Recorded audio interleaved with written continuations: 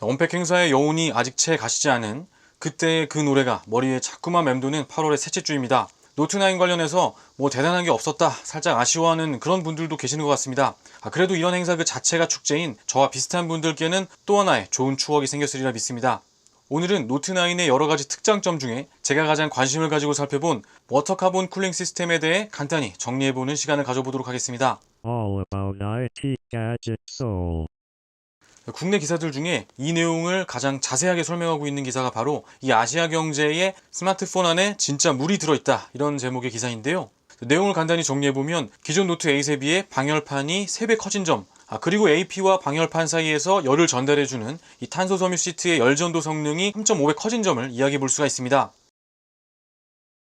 우선 이 그림들을 많이 보셨죠? 노트9을 분해해보면 크게 이런 식의 구조를 가지고 있고, 해당 사진에 크게 4겹의 구조가 보이는데요. 그중 위에서 두 번째 부분에 AP를 포함한 마더보드가 있고, 그 마더보드 윗면으로 사진으로 보면 가장 상단부에 워터 카본 쿨링 시스템이 있습니다. 위의 구조가 조금 복잡하게 느껴질 수도 있을 것 같아서 노트 8의 분해 사진을 참고해서 간단히 정리해보면, 단면도상에서는 바로 이 부분과 이 부분이 되겠죠. 이 쿨링 시스템이 위치한 부분에 이 발열을 특히나 제어해야 하는 이 마더보드에 AP를 포함한 부분이 이렇게 지나가게 되는 거죠. 빨간 네모 박스 부분이 AP가 위치한 곳입니다. 참고로 이 사진은 노트 8이니까 스냅드래곤 835가 되겠고요. 그렇게 이 두 개의 사진을 비교를 하게 되면 이 방열판이 3배나 커졌다는 노트9의 워터 카본 쿨링 시스템의 외형적인 변화에 대해 이해가 되겠죠. 전체적으로 정리를 해보면 이렇게 AP에서 나오는 열을 노트 8에 비해 열전도율이 3.5배 높아진 카본 파이버 시트를 통해 더 효과적으로 방열판으로 전달하고, 이 방열판 자체의 크기도 3배 정도 커졌기 때문에 쿨링 시스템의 성능이 향상되었다, 이렇게 정리해 볼 수 있겠습니다. 이름이 워터 카본 쿨링 시스템이죠. 이 이름 중 카본에 대한 이야기는 앞서 말씀드린 카본 시트에 대한 내용이 되겠고, 카본과 워터 중에 이제 워터에 대한 부분이 남게 되는데요. 이 부분이 사실상 오늘 에피소드의 핵심이 되는 부분이라고 할 수 있겠습니다.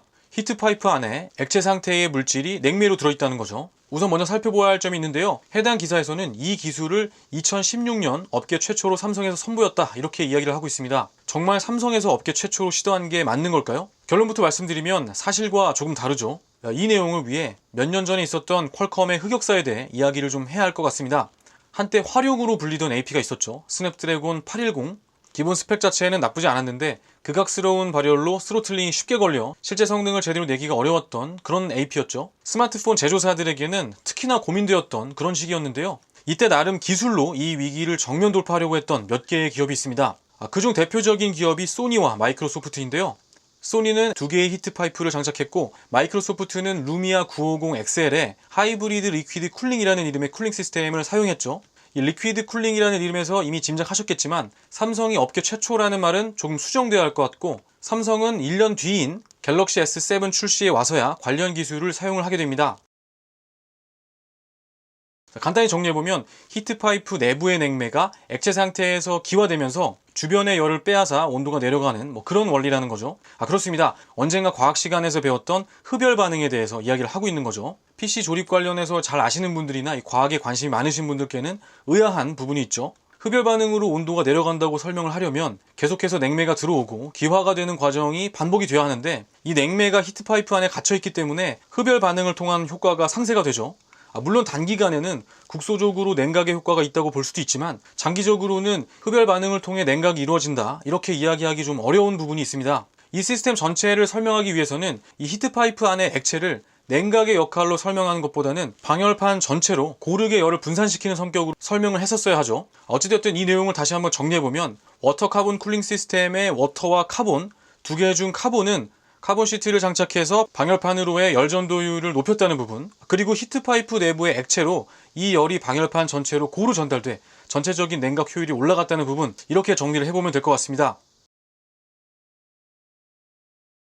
우선은 노트9의 쿨링 시스템은 당연히 쿨러도 없는 패시브 쿨링이기 때문에 노트북 수준의 시스템으로 불리는 것은 조금 무리가 있죠. 노트북도 시스템에 따라서 다양한 형태의 쿨링 시스템을 사용할 수 있고, 그 중에 유사한 형태의 시스템도 물론 있습니다. 하지만 일부의 노트북이 비슷한 종류의 시스템을 사용한다고 해서 이것을 노트북 수준이다, 이렇게 일반화시키는 것은 좀 무리가 있고, 아울러 순행식인가 하는 부분이 남는데요. 이 부분과 관련해서도 역시 약간의 의견 대립이 있을 수 있죠. 냉매가 있기 때문에 순행식이다, 이렇게 주장할 수도 있고, 실제 어느 정도 통용이 되고 있긴 합니다. 하지만 실제 냉각이 이루어지는 원리에 초점을 맞추면 결국 공기에 의해 냉각이 되는 그런 부분이기 때문에 이 시스템은 공냉식이 맞다, 이런 의견이 있을 수도 있겠죠. 다시 본론으로 돌아와서 중요한 점은 순행식인가 공냉식인가 하는 부분보다는 AP의 클럭이나 메모리의 용량 같은 것들에 비해 즉각적으로 이 소비자들이 관심이 가지 않는 이러한 부분에서의 고민들이 실질적으로는 더욱더 완성도 높은 스마트폰을 만드는 가장 중요한 부분 중에 하나가 되겠다, 이렇게 생각을 합니다. 그런 점에서 이야기를 전개를 해야 이 노트9의 워터 카본 쿨링 시스템이 비로소 진짜 의미를 가질 수 있겠는데요. 카본과 순행식이라는 키워드보다 제품 개발 중 두께나 무게 등 겉으로 잘 보이고 소비자들이 중요하게 여기는 이 일부의 스펙을 조금 희생해서라도 이런 디테일한 부분에 신경을 썼다는 점이 긍정적으로 평가할 수 있는 그런 부분이 되겠습니다. 반대로 한 가지 좀 아쉬운 부분을 꼽자면 작동 원리에 대해 다소 아쉬운 설명을 단 아시아 경제의 기사는 물론이고 노트북 수준이라는 워딩을 한 해외의 몇 개의 매체들에서 자의적으로 이런 내용들을 담았다고는 생각되지 않죠. 해당 내용은 홍보실이나 마케팅 부서에서 내용이 내려간 것으로 추정이 되는데 보통 너무 그럴듯하게 포장을 하려고 하다 보면 그 진심에 대해 의심이 가는 경우가 있습니다. 잘 포장을 하는 것도 아주 중요한 부분이겠으나 그 원리를 설명하는 과정을 비롯해 오해를 살 만한 다소 아쉬운 부분이 있었다, 이런 생각이 듭니다.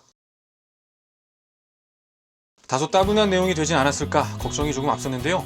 여기까지 봐주신 분들 정말 다시 한번 감사해야 되는 말씀드립니다. 자, 오늘도 행복한 가을밤 보내시고요. 조만간 또 재미있는 에피소드로 찾아뵙겠습니다. 감사합니다.